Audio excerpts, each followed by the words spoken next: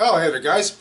In today's video we're discussing the different decades of rock and roll from the 50s up to today.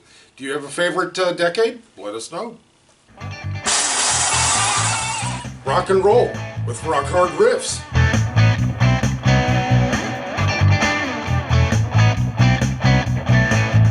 Well, hey there guys, this is Rock Hard Riffs, the rock and roll guitar channel for the self-taught. Okay guys, your favorite decade in rock and roll. Let's think about it. Let's start with the 50s. Now in the 50s, this is when rock and roll was more or less discovered.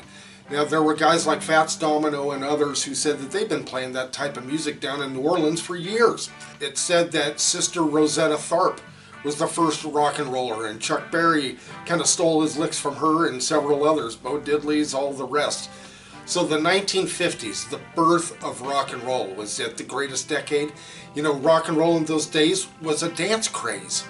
Pretty much, it was a dance movement and little dance movements inside it, like the twist and different things, the pony, all that kind of thing that was in rock and roll. Other than just rock and roll type of, I hate to use the word ballroom dancing, but that kind of thing. So that was a huge, huge decade, the birth of rock and roll, and lots of great bands and singers and so forth. Now what about the 60s? You know, on the cusp of the late 50s and the early 60s, this is when the folk movement started to really gain traction and became very big. But then again, in the 60s, guess who came up? The Beach Boys, for one, that really kind of put the rock back in rock and roll, even though they really stole a lot of what they did from Chuck Berry. But then, of course, the Beatles and the Stones and the British invasion came.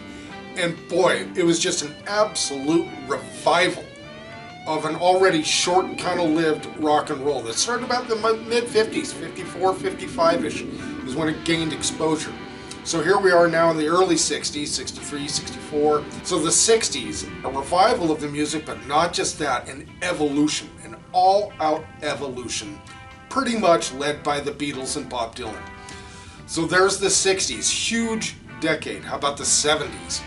Probably, in my opinion, one of the most prolific decades for rock and roll that there was. Now, almost all of these guys, this is so funny, you know, almost all of the guys from the 70s were all influenced by the Beatles. And others, of course. And who were the Beatles influenced by?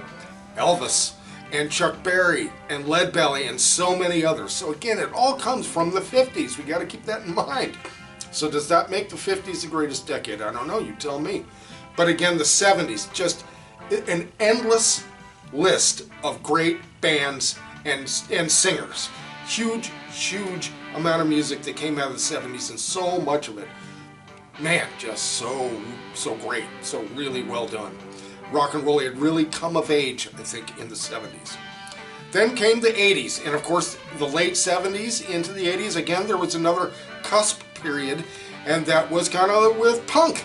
And then after punk came the more refined new wave, which I thought was absolutely great. And again, it was like another onslaught, another British invasion that started the new wave thing. So, you know, bands like The Police and Duran Duran, a lot of great bands, and of course there was the metal thing going on. And again, that was another huge decade. MTV, the monster of all monsters at the time.